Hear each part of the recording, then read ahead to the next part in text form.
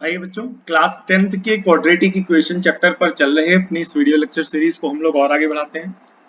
ठीक है, जो टॉपिक हमारा चल रहा था वो टॉपिक चल रहा था मिडिल टर्म स्प्लिटिंग मेथड पर क्वाड्रेटिक इक्वेशंस को सॉल्व करना। मिडिल टर्म स्प्लिटिंग मेथड पर क्वाड्रेटिक इक्वेशन को सॉल्व करना। लास्ट क्वेश्चन जो हमने कवर किया था वो क्वेश्चन नंबर था 65, जो कि बहुत इंपॉर्टेंट था। ठीक है, लास्ट के जितने भी क्वेश्चन है वो सारे इंपॉर्टेंट है। आइए कवर करते हैं क्वेश्चन नंबर 66। क्वेश्चन नंबर 66 ध्यान से देखेंगे। 3 whole 7x plus 1 divided by 5x minus 3 minus 4 whole 5x minus 3 whole divided by 7x plus 1 and is equals to 11 is equals to 11। ध्यान से देखिएगा इस पूरे क्वेश्चन को, क्वेश्चन इंपॉर्टेंट है। ठीक है, तो यहां पर आप ध्यान से देख रहे होंगे जो चीज जो टर्म्स यहां पर लिखे हुए हैं उसी का रेसिप्रोकल यहां पर लिखा हुआ है। तो ऐसी सिचुएशन में क्या करेंगे, 3, ठीक है, 7x plus 1 upon 5x minus 3 को हम लोग लेट कर लेंगे बेटा y। तो ये आपकी हो गई एक्सप्रेशन नंबर 1, इसको लेट किया y, तो ये हो गई आपकी एक्सप्रेशन नंबर 2। नाउ अब दोनों साइड रेसिप्रोकल लेंगे, सो लिखेंगे taking reciprocal on both sides. दोनों साइड जब रेसिप्रोकल लिया जाएगा तो इसका रेसिप्रोकल बनेगा आपका 5x minus 3 upon 7x plus 1 and इसका रेसिप्रोकल बनेगा 1 बाय y एंड ये बनेगा आपका इक्वेशन नंबर 3। ठीक है, तो इसके बाद क्या करेंगे, जहां कहीं भी ये लिखा होगा 7x plus 1 upon 5x minus 3, यहाँ पर y लिख दिया जाएगा, और जहां कहीं भी 5x minus 3 upon 7x plus 1 लिखा होगा वहां पर y लेट करेंगे, लिखेंगे। तो लिखेंगे by equation first, second and third. तो क्या बनेगा ध्यान से देखेंगे, तो यहां पर ये जो है बनेगा 3y minus 4 into 1 upon y is equal to 11। ठीक है, ध्यान से देखेंगे इसके बाद,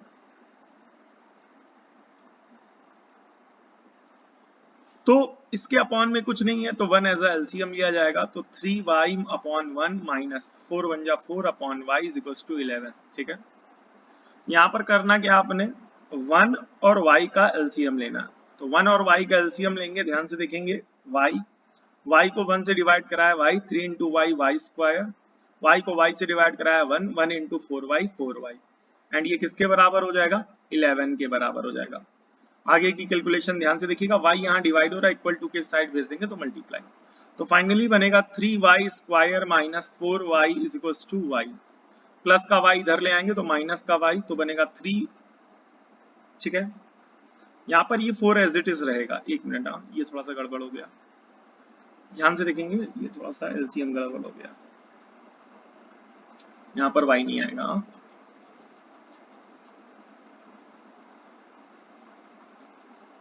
ध्यान से देखेंगे, 1 और y का एलसीएम होगा y को 1 से डिवाइड कराया y और y इंटू 3y स्क्वायर, यहाँ पर y को y से डिवाइड कराया 1, 1 इंटू 4, 4 1 जा 4 इज इक्वल टू 11। y यहाँ डिवाइड हो रहा है, उधर भेज देंगे मल्टीप्लाई हो जाएगा, तो फाइनली बनेगा 3y square minus 4 is equal to 11 of y, plus का 11y इधर आएगा तो माइनस का 11y हो जाएगा और बनेगा 3y square minus 11y minus 4 is equal to 0। यहाँ पर आपने क्या करना है, y स्क्वायर के कोफिशिएंट को इस कांस्टेंट टर्म से मल्टीप्लाई कराएंगे, यानी 3 इंटू 4 ओवरऑल हो जाएगा 12। 12 के फैक्टर्स को कुछ इस तरीके से अरेंज करना है कि इनका सम x का कोफिशिएंट y का कोफिशिएंट बने, तो 11, यानी 12 हर नंबर का फैक्टर है, 1 अपने हर नंबर का फैक्टर है और 12 हर नंबर अपने आप का फैक्टर होता है, तो यहाँ 12 अपने आप का फैक्टर होगा और 1 हर नंबर का फैक्टर होता है, तो 12 में 1 माइनस करेंगे तो 11 आ जाएगा। लेकिन यहाँ पर 11 कैसा है बेटा, 11 ध्यान से देखिए, 11 कैसा है, माइनस का, तो माइनस का 12 प्लस का 1 करेंगे, तो इस बेसिस पर क्या बनेगा, ध्यान से देखेंगे, 3y स्क्वायर माइनस का 12y प्लस का y माइनस का 4 इज इक्वल टू कितना हो जाएगा, 0। तो इन दोनों टर्म में क्या कॉमन दिख रहा, 3y, तो बचेगा y माइनस का 1। यहाँ पर कॉमन लेंगे 1 तो आ जाएगा y माइनस का, यहाँ पर 4 आएगा, ठीक है, y माइनस का 4 इज इक्वल्स टू 0। अब दोनों में क्या कॉमन है बेटा, y माइनस का 4, तो अब यहाँ बचेगा 3y प्लस का 1 इज इक्वल्स टू 0। तो एक बार इसको 0 के बराबर करेंगे एंड एक बार इसको 0 के बराबर करेंगे। तो जब y माइनस 4 0 के बराबर होगा तो y की वैल्यू फाइनली आ जाएगी 4, और यहाँ पर इस पूरे टर्म को 0 के बराबर करेंगे तो 3y प्लस का 1 इज इक्वल्स टू 0। तो 3y प्लस का 1 उधर चला जाएगा तो माइनस का 1, और y की वैल्यू आ जाएगी -1/3, ठीक है। लेकिन ये वैल्यू आई है y की, किसकी वैल्यू आई है, y की, किसकी वैल्यू आई है बेटा, y की। एक्सप्रेशन किस में दिया गया था, x में, तो y की इस वैल्यू को यानी 7x plus 1 upon 5x minus 3 को सब्सटीट्यूट करेंगे। तो ध्यान से देखिएगा यहाँ पर, ठीक है, तो सबसे पहले ये लिखेंगे यहाँ पर, ध्यान से देखिएगा, या अपॉन में क्या लिखा हुआ है, y इज इक्वल्स टू 4, ठीक है, आइए लिख लेते हैं, y इज इक्वल्स टू 4, और लास्ट में क्या लिखा था अपना, ध्यान से देखेंगे, y इज इक्वल्स टू -1/3, तो y is equals to -1/3। y की वैल्यू क्या लेट की है, आइए ये भी देखते हैं, ध्यान से देखिएगा, y की क्या वैल्यू है, y की वैल्यू है 7x plus 1 upon 5x minus 3। तो आइए इसको सब्सटीट्यूट करते हैं, वहां पर जहां जहां y है वहां y की वैल्यू सब्सटीट्यूट करेंगे, ध्यान से देखिएगा, ठीक है। तो y की वैल्यू क्या सब्सटीट्यूट करेंगे, ध्यान से देखिएगा, 7x प्लस का 1 अपॉन 5x माइनस का 3 इज इक्वल टू 4, ठीक है, 7x प्लस का 1 अपॉन, मैच करते हैं, 7x प्लस का 1 अपॉन 5x माइनस का 3 अपॉन में 5x माइनस 3, ठीक है, वैल्यू सही है। 7x प्लस का 1 अपॉन 5x माइनस का 3 इज इक्वल टू माइनस का 1/3। क्रॉस मल्टीप्लाई कराएंगे, 3 इधर मल्टीप्लाई होगा और ये पूरी वैल्यू -1 से मल्टीप्लाई होगी, तो 3 मल्टीप्लाई होगी 7x प्लस के 1 से, और -1 मल्टीप्लाई होगा 5x माइनस के 3 से। तो 7 3 जा 21 ऑफ x प्लस 3 1 जा 3, -1 इंटू 5 माइनस का 5x, -1 इंटू -3 प्लस का 3, ये हो जाएगा 21x, माइनस का 5x इधर आ जाएगा तो प्लस का 5x, 3 से 3 कैंसल, तो ओवरऑल 0 हो जाएगा। तो 21x प्लस का 5x total 26x is equal to 0। तो x की एक वैल्यू आ रही है 0। इसके अपॉन में कुछ नहीं तो अपॉन में 1, क्रॉस मल्टीप्लाई कराएंगे तो बनेगा 7x प्लस का 1 मल्टीप्लाई कराएंगे 1 से, और 4 ब्रैकेट में लिखा हुआ है 5x माइनस का 3, 1 से मल्टीप्लाई कराएंगे तो 7x प्लस का 1 ही रहेगा, और 4 का अंदर मल्टीप्लाई कराएंगे, 4 पंचे 20x माइनस 4 तिहाई 12। इस प्लस के 20x को इधर ले आएंगे तो इधर ऑलरेडी लिखा हुआ है 7x, प्लस का 20x इधर आएगा तो माइनस का 20x, यहाँ पर ये लिखा हुआ है माइनस का 12 और प्लस का 1 उधर चला गया तो माइनस का 1, तो -12 -1 माइनस का 13, और 7 -20 माइनस का 14x, ठीक है, सॉरी 14 नहीं, ये कितना आएगा, ध्यान से देखेंगे, 7 17 13, ठीक है, माइनस का 13x, -13 से -13 कैंसल, तो यहाँ से x की वैल्यू एक आ रही है 1, ठीक है। आइए आंसर भी मैच कर लेते हैं, x की एक वैल्यू आ रही है 0 और x की एक वैल्यू आ रही है 1, ध्यान से देखेंगे, x की एक वैल्यू 0 और x की एक वैल्यू 1। क्वेश्चन नंबर ये था 66, चेक करेंगे क्वेश्चन नंबर 66, हाँ क्वेश्चन नंबर 66 का आंसर मैच हो गया, ठीक है। ये जितने भी क्वेश्चन लास्ट वाले हैं इंपॉर्टेंट है तो इनको दोबारा करिएगा। 66 के बाद क्वेश्चन नंबर हम लोग सॉल्व करेंगे नेक्स्ट 67। नेक्स्ट क्वेश्चन जो हम सॉल्व करेंगे वो है 67, ध्यान से देखिएगा। 67 क्या है,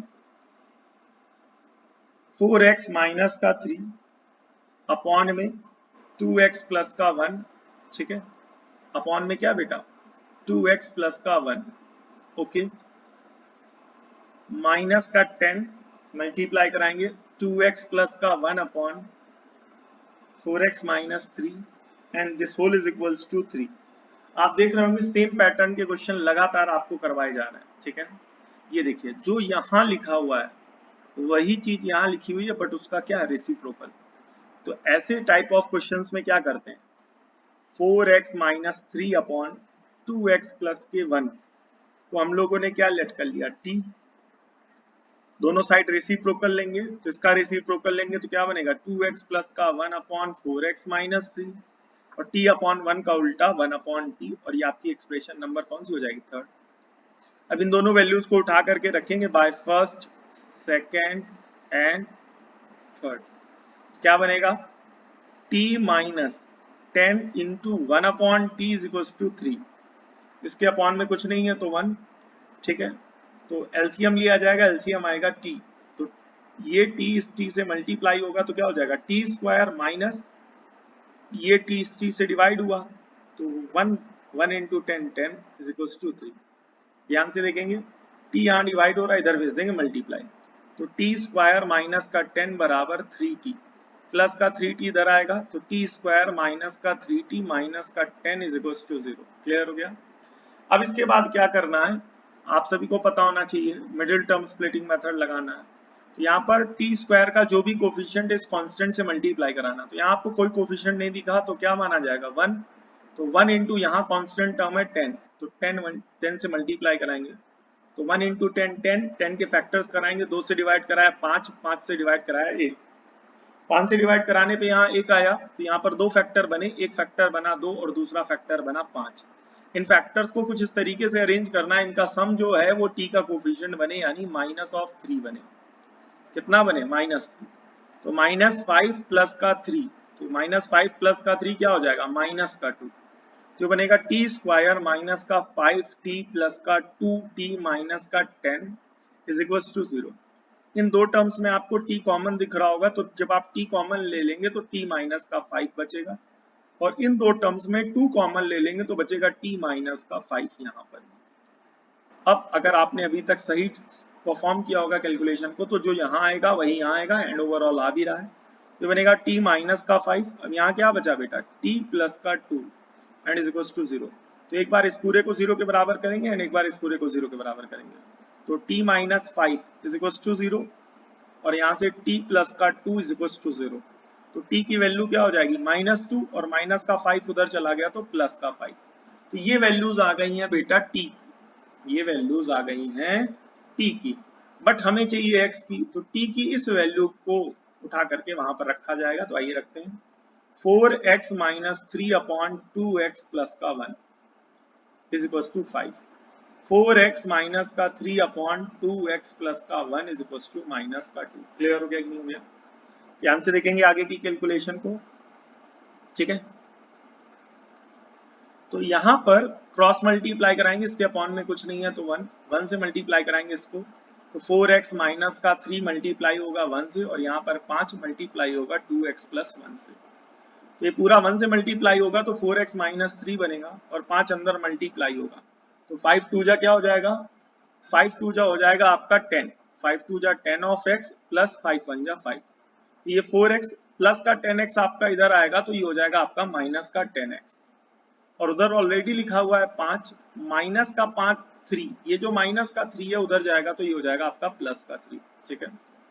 तो 4x माइनस का 10x सॉल्व करने पे हो जाएगा माइनस का 6x, 5 प्लस 3 सॉल्व करने पे 8, और माइनस का ये जो माइनस का साइन है इधर लगा दे रहे हैं, और 2 से काट देंगे तो 2 चौके 8, 2 तिहाई 6, x की एक वैल्यू आ गई। आइए इस वाले पार्ट को सॉल्व करते हैं, ध्यान से देखेंगे। तो यहाँ पर भी क्रॉस मल्टीप्लाई कराएंगे तो ये 1 ऊपर न्यूमरेटर में मल्टीप्लाई होगा तो 4x माइनस 3 रहेगा, और ये जो माइनस का 2 है मल्टीप्लाई होगा 2x प्लस 1 से, तो 4x माइनस का 3 माइनस 2 इंटू एक्स हो जाएगा माइनस का 2x, माइनस 2 1 जा माइनस का 2, 4x माइनस का 2 इधर आ जाएगा तो ये क्या हो जाएगा? प्लस का 2 साथ में x, और उधर ऑलरेडी लिखा हुआ है -2, और माइनस का 3 उधर चला गया तो ये हो जाएगा प्लस का 3। 4x प्लस 2x टोटल हो जाएगा 6x, और 3 माइनस 2 तो ये हो जाएगा 1, तो x की वैल्यू हो जाएगी 1/6। तो यहाँ पर x की दो वैल्यूज आ रही हैं, एक वैल्यू आ रही है -4/3 और एक वैल्यू आ रही है 1/6।